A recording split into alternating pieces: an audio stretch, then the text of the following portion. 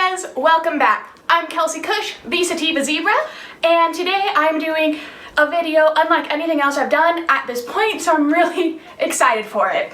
Today I'm doing a reaction video, and the reason why is that this morning I woke up and I had received a couple texts that were like, oh my gosh, have you watched Patriot Act yet? They're talking about the cannabis industry and I want to know your opinion on it. The Patriot Act is a show that is put on by Hasan Minhaj, and this is honestly one of my new favorite shows to watch for politics and to stay educated about things, because since he's, closer in age to me than a lot of the other, news sources out there, he kind of frames it for younger people, and so it kind of shows you like why, like he has one show about retirement, and I remember when we were watching that, I was literally like, why the fuck do I care? I'm never retiring. I'm a millennial. Like, I'm going to be working till the day I die.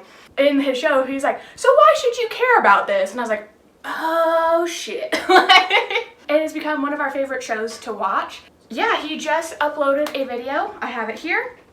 And the title is Volume 6. It looks like episode 2, the second episode they released, and it's called The Legal Marijuana Industry is Rigged. Now, I still haven't done this video. I wish they would have used cannabis, as marijuana is not the proper term. I can get past that. Most people don't care, and since I haven't made my video explaining why I prefer that title, I'm just gonna let it slide. So yeah, I'm gonna be watching this video and I'm gonna be talking and pausing the video as things come up, and then to also just make sure that I stay on track, because I haven't ate, because I have just gotten around to this now. We got some of our favorite vegan food from Denver. So I have, these are actually seitan wings, but they're really more like seitan ribs. And then I also have this Caesar salad that I got. And then I'm sure someone's gonna comment, or someone is thinking there, oh my gosh, all this girl ever does is make videos on her bed, and you shouldn't do that because that's where you sleep. And to that I say, I'm poor. This is the only place I can record, so we make do. So yeah, let me just set my iPad up. Oh yeah, before we get going, we're just gonna get a little dab going. My unboxing of this won't be out before I post this video, but so I'm just using my Focus Carta, which I put some vinyl on her so that she would look prettier. Yeah, I'm just gonna use this to get a nice high going before the video, before I play the video, and we're gonna get going. I think that's what you do. I've watched a handful of these YouTube interaction or reaction videos, and that seems to be the way to do things. So we're just gonna keep it like that. We're not, I don't know, I'm still new to this stuff. I want a pretty nice sized chunk here.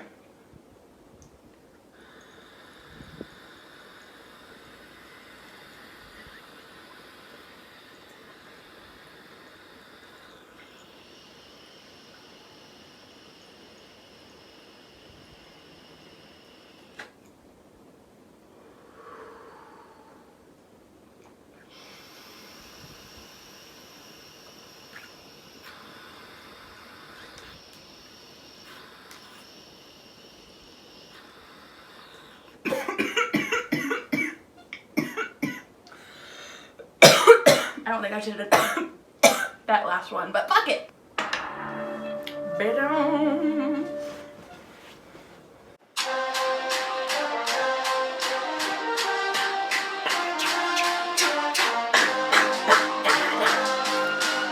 Guys, I get really into, I don't know what it is about this. Oh! That's perfect. And as you can tell, I don't think anyone who isn't a pothead would know that, but the Zigzag Man is the brand of rolling papers, which is why it's really funny. Alright, I have another thought I want to say, but I want to see if they address it first. pot use hit record highs, and a lot of people are using marijuana to get through this difficult time, which is why tonight I'm talking about weed. Watching these news anchors use cannabis slang is probably the most cringy thing I've seen. Because it's like, it's not even like the cute way, like, you know, like when you have like the little old ladies, if you work in a dispensary and they're like, can I get that marijuana or whatever? It's not even like that cute, like so awkward. It's just like, I don't know, it's cringy. Wait, the creamies and the dirties? Megan, Racist! Dispensaries to stay open even as the country shuts down. Yeah! If you're a baseball fan, I truly don't give a fuck. The only exciting thing... I really relate. Hasan was just talking about, or, you know, you can buy enough. So the amount of weed, like the sales from legal cannabis, is set to hit like 30 billion by 2023.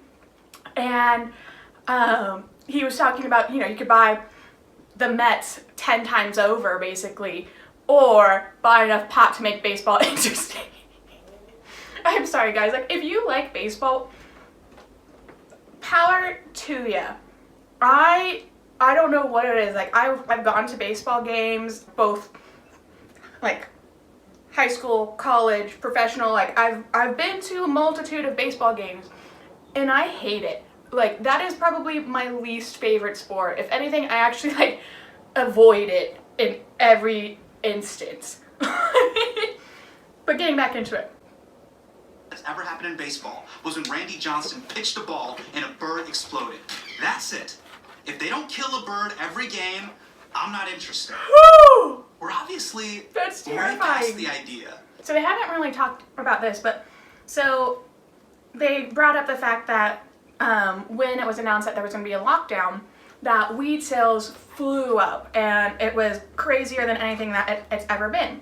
This is something that people still don't fucking talk about, and this is what pisses me off about most reporters within the cannabis industry. And when they're talking about shit, is they're literally only talking about getting high off of it and the recreational uses for it. But this is the thing, in these legal states, especially like Colorado and California, there are a lot of people, myself included, who have not gotten their medical card, not because they don't need it or because they would not qualify, but because to get your legal medical card here in Colorado, you have to pay more money. And especially now that, you know, a lot of people are strapped for cash, and it also, like, you have to go to an appointment, take your cash. It ranges. Like, I think here the cheapest I found in Pueblo was about $90. And I know, like, in Denver and stuff, it could be like it could cost a lot more to go to a doctor for them to fill out your paperwork so that you can get your medical card. And not only that, but then because of just the prevalence of legal shops and the fact that when you go to a dispensary, especially where it's legal recreationally, like here, you know, most of them they're not really divided by medical and recreational anymore. It's just cannabis. And it's the same for the edibles and the topicals. There's not certain medical topicals and certain recreational topicals or medical edibles and not. It's just that. Like, it's just the same product.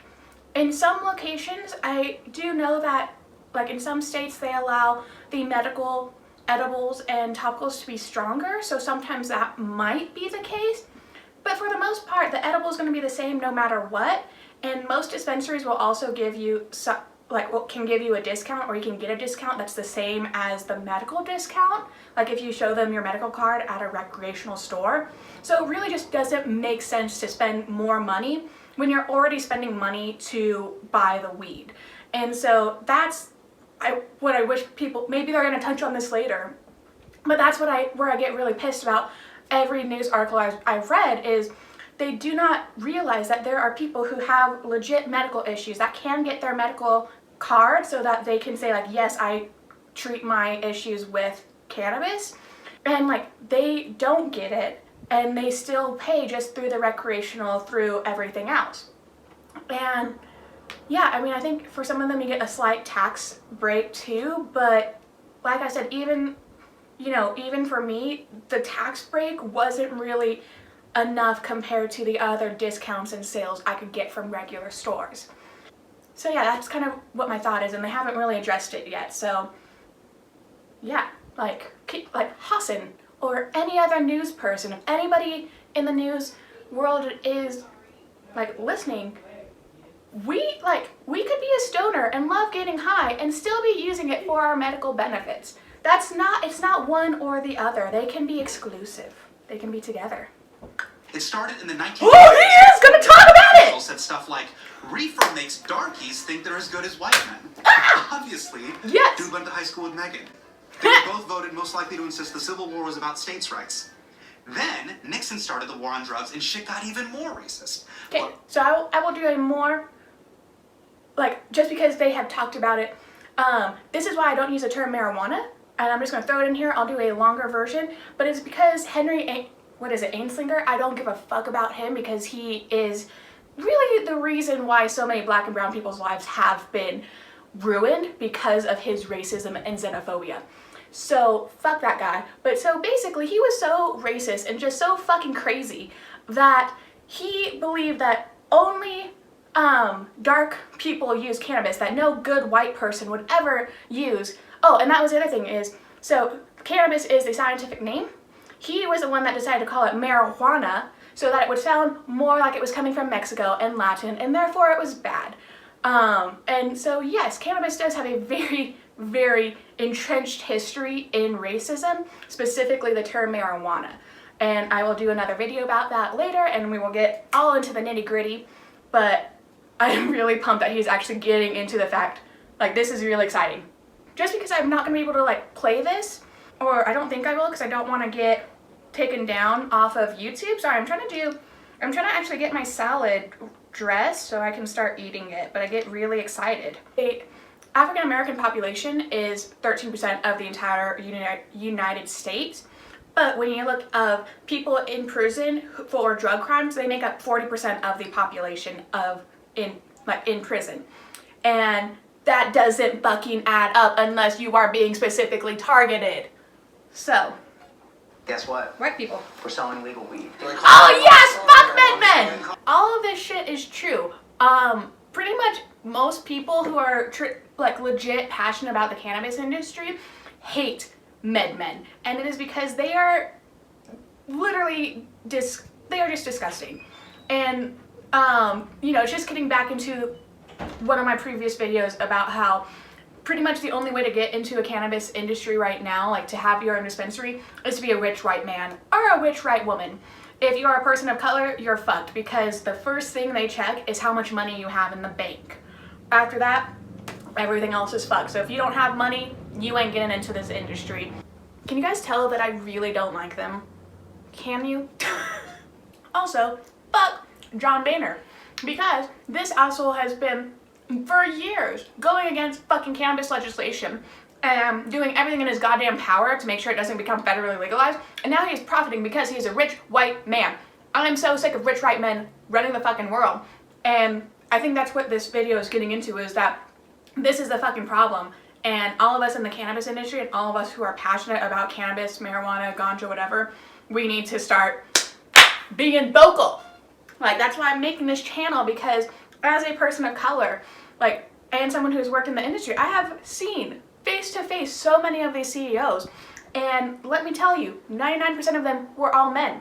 There was usually one woman, and most of them were white. Usually there would be one token woman in the group there just to, say they were diverse, but all of their heads are white people, typically white males. And yeah, let's continue. Well, I don't know if there's any harm that's been done. There was people getting arrested, or people getting thrown in jail. That counts, doesn't it? Well, yeah, but that was under a different set of rules at a different time. A different time? Dude, you left office 5 years ago. I have not seen this clip before, and you can see I almost threw out my fucking food in my mouth. What a fucking piece of shit. Yes, there are so many black and brown people's lives who are ruined, that are destroyed. There are still black and brown people who are in prison right now, in Colorado, in California, even though it is legal now. And their lives are still ruined. If they want to get a job in this industry, guess what? They can't, because they have a drug charge on their record. Don't even want to look at his face anymore. Is through licenses. Oh! And who spent 10 years in India. Wait. White people are pretending to be Indian to sell drugs? Dude, honestly, I'm proud. You guys, we got our own Rachel Dolezal. Like, if anything, sometimes I wish I could have a little bit more of a Mexican sounding name. My parents gave me a white name. Then I married a white guy. I love him. He's a good white guy. I will keep him. Back to it. Oh wait, let's do another.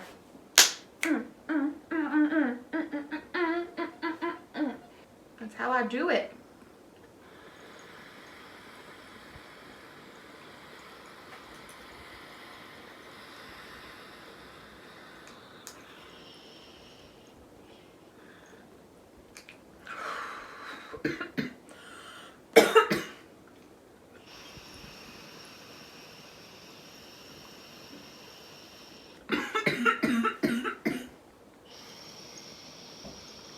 California is for small weed businesses. There's a state that's even worse. So yeah, he is making an excellent point.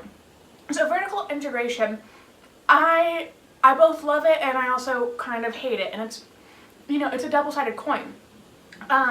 So the one reason why I do like it is because that vertical integration means that you can really make sure that the flower is being properly grown, cared for, tested throughout the cycle of its lifetime.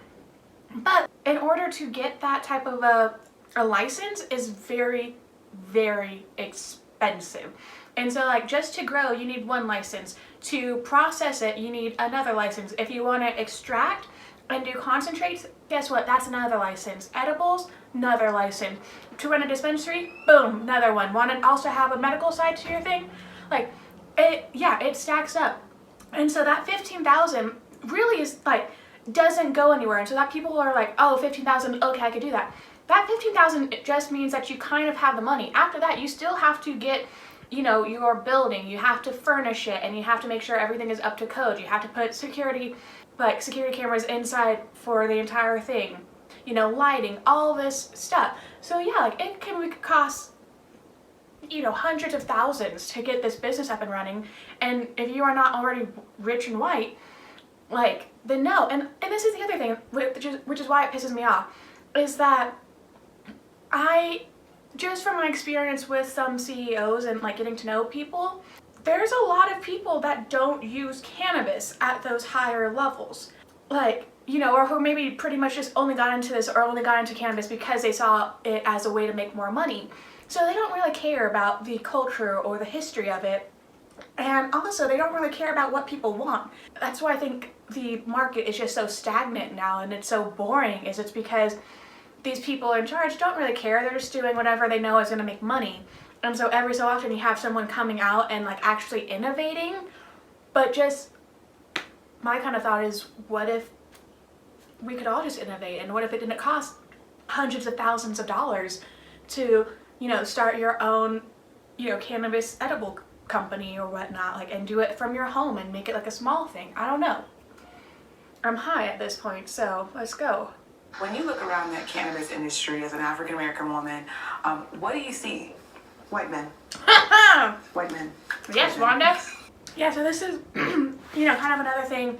If you're watching this and you are like already a big stoner, then you probably know this already. And if you're someone who's just watching because you're my friend or family member, then maybe you know. But pretty much studies have been done and have shown that cannabis use and the percentage amongst, you know, like per capita is like constant.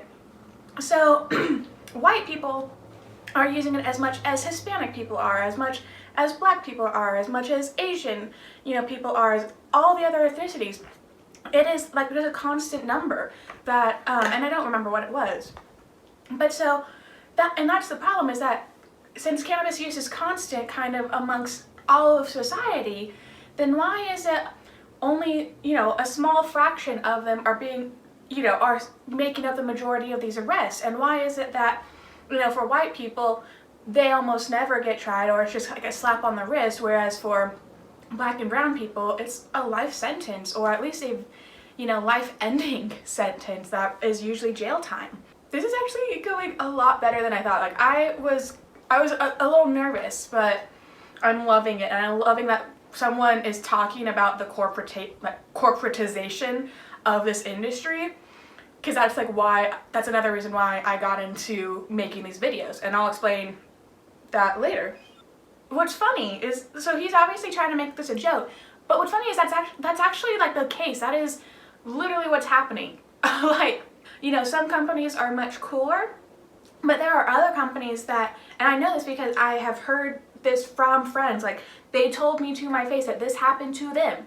But so they explained that they worked in the illegal industry, or that, you know, whatever, because that's what they did for a while.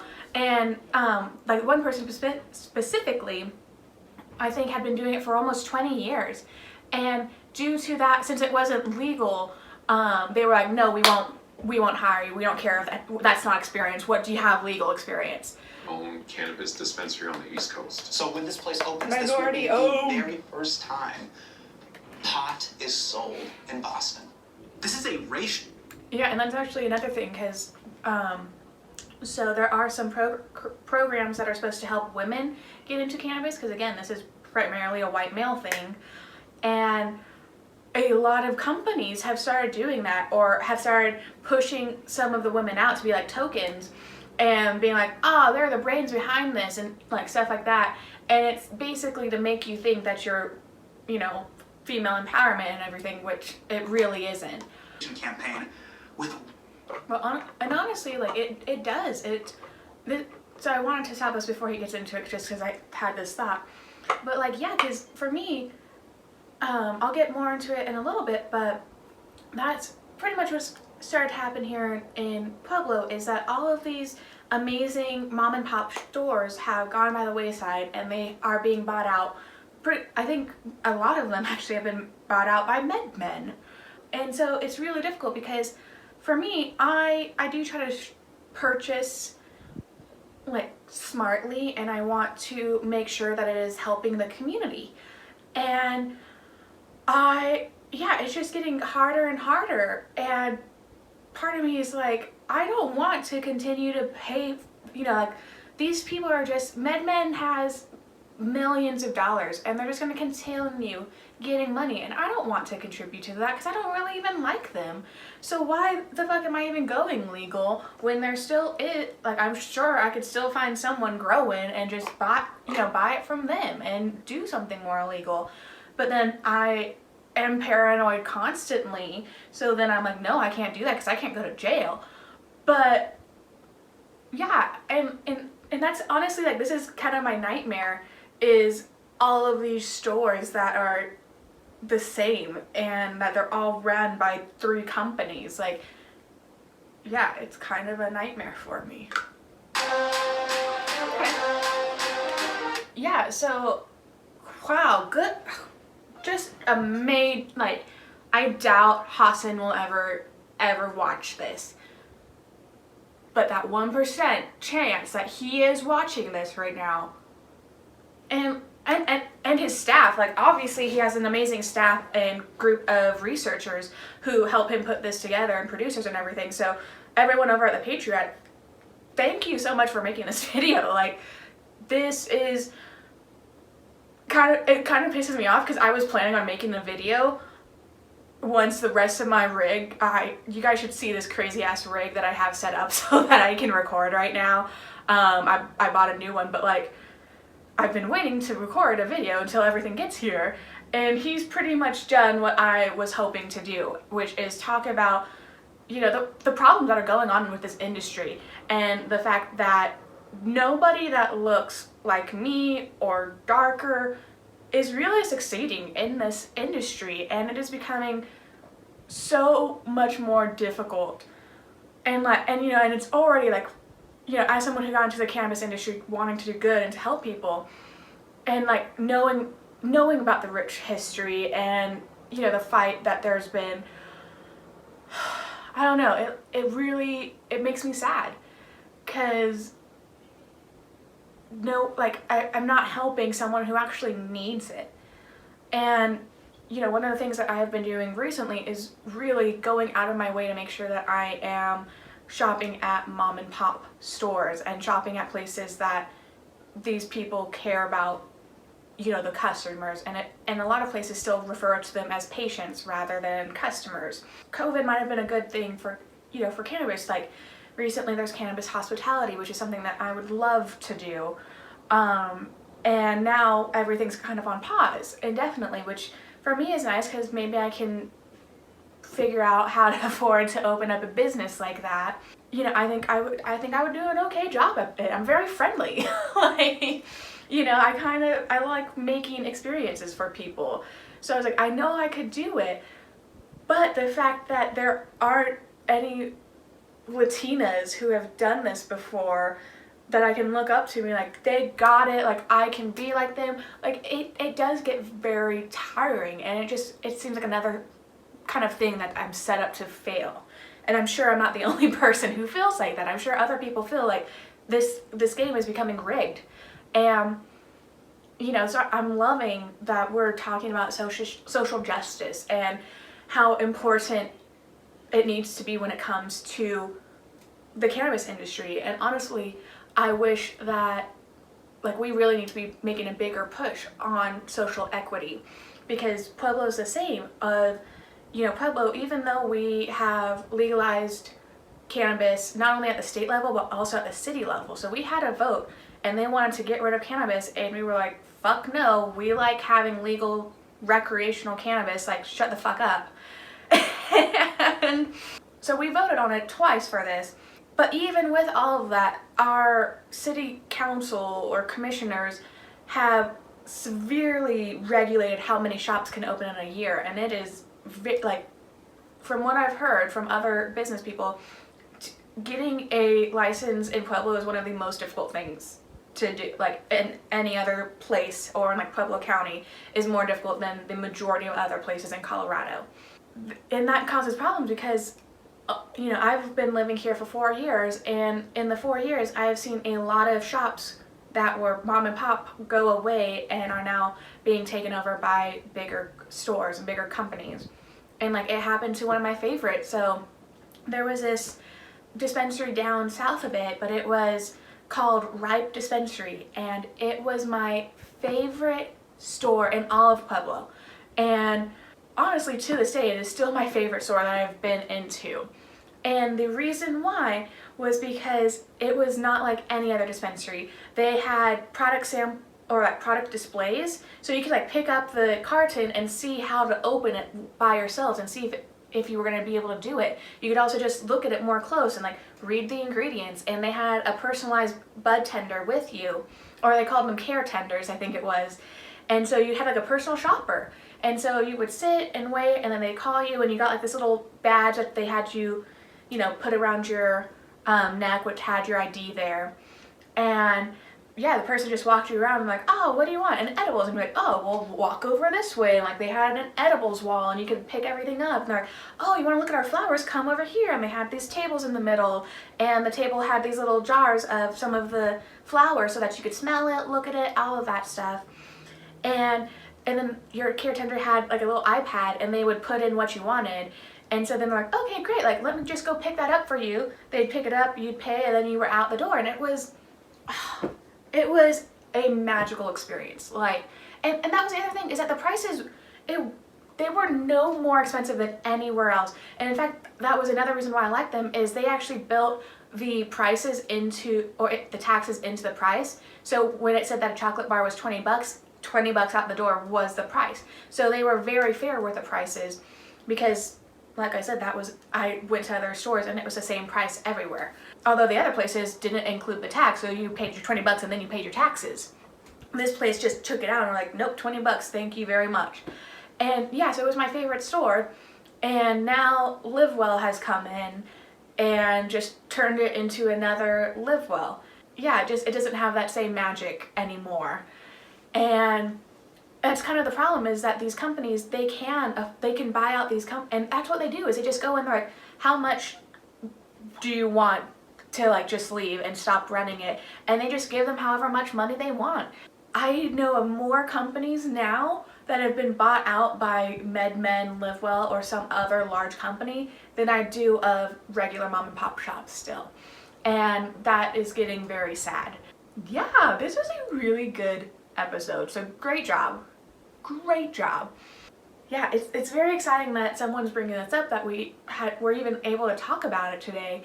And hopefully this just, you know, opens up that door and we could just really start talking about it and get some major changes going in, because I don't know, maybe I'm alone, but I'd like to think that all of us are kind of fed up of the rich getting richer. And I think, you know, hopefully more people are realizing that, you know, it's kind of better to stay local and to help out kind of your neighbor rather than John Boehner. I mean, if for no other reason, this is, like, you guys, you should start shopping local for your weed and going to places that you know are owned by just whoever owns it, like some smaller person, not like some big corporation, for the sole purpose that if you don't, you might be putting money into John Boehner's pocket. And I don't think a single person that I know who likes cannabis would want to do that. So let's make that our new rule, guys. Thank you to everyone over at the Patriot Act for putting out that episode. I obviously loved it, and I will make more videos kind of covering this topic and diving into a couple other things that I kind of very lightly touched today. So if you like this video and you would like to see more reaction type videos about the cannabis industry, science, or anything about that, please let me know by liking, subscribe to my channel. I make videos on YouTube and WeedTube, so I don't know where you're watching that, but please subscribe and, you know, comment and let me know, because I want to help everybody and I like to answer questions because it makes me feel needed and useful. So thank you guys so much. I'm just very grateful for all of your support, and I hope you guys are having a wonderful week. This really helped make mine a lot better. This is actually a really good Monday. Like, it's a great, you know, I did Munchie Mondays and now I've watched a movie, so it was a good Monday. I don't know. I hope you guys have a great rest of your week. I hope you guys know that I love you and that I am rooting for you. You got this. And yeah, I'll talk to you soon. Bye!